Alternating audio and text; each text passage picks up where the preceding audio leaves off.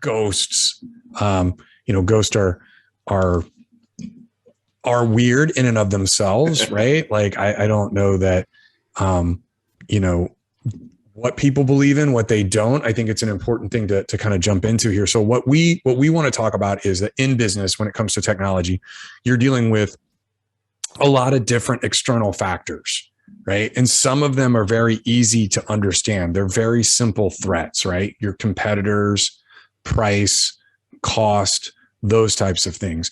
There are some things that I think a lot of folks believe maybe don't exist.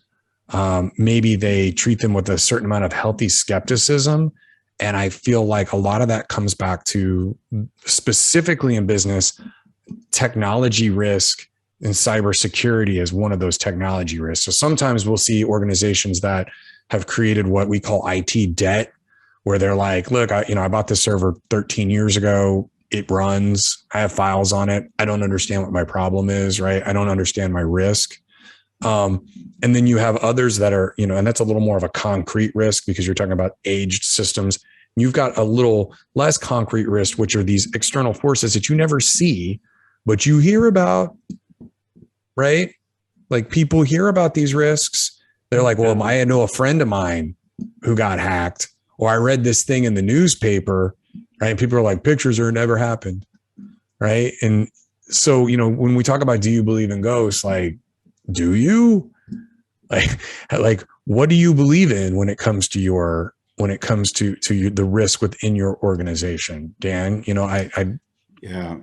it's interesting because organizations that are smaller or younger, as far as the total life of that the organization has been in place, haven't maybe had time to see the ghosts, either because they haven't been around long enough, or they're just sort of not big enough to get that quite a bit of experience, right? And so what I mean by this, and what we're saying is, what we're comparing here is IT threats, like known IT cyber threats. We're comparing those to ghosts. For example, you look at something like ransomware.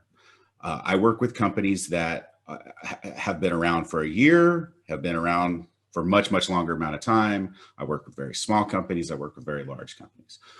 What we tend to see is that smaller companies, just because they have a smaller footprint, they have less employees, they may not believe that they could get ransomware. So I see the same thing with a newer company that's been around for a few years. They just don't have as much IT experience. They don't necessarily believe that cyber attacks are a real thing that's going to affect them, right? Just because they haven't seen it, and that's fair.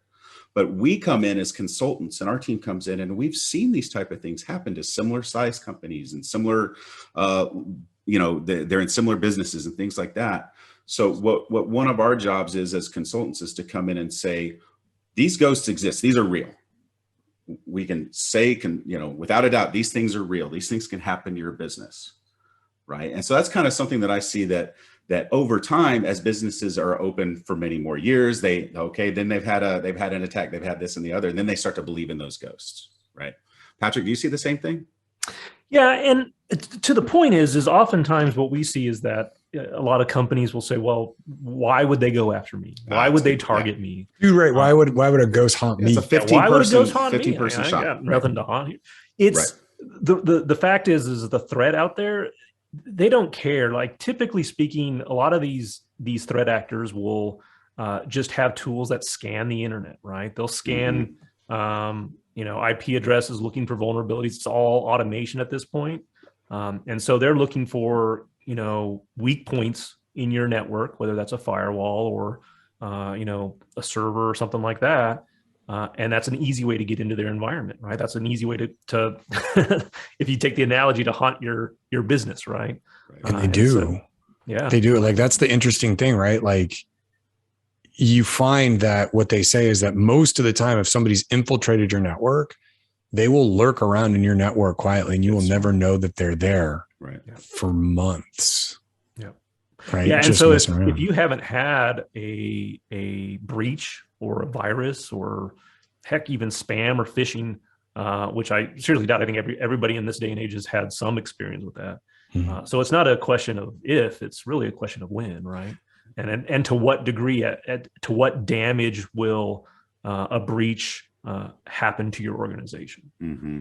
Well, a lot of people think that, like, to use the analogy, like, we showed the picture of the Stay Puft Marshmallow Man, like a network hack isn't always going to be this destructive, like, 400-foot tall marshmallow beast, like, stomping around in your environment and destroying your stuff. Right? It might just be, a slovenly ghost that, you don't really realize they're there. And it's because you're not seeing the signs, right? They're just kind of lurking around, and, eventually they're going to come after you and do something, but it may not be like imminently destructive. It just might be incredibly inconvenient for you as an organization, right? And so I think it's important to remember that people need to be prepared, right? That this sort of threat exists, and not to, ignore it as folklore or something that only happens to big organizations. Like, I'm not built on an Indian burial ground. Like, there's no reason for ghosts to haunt me,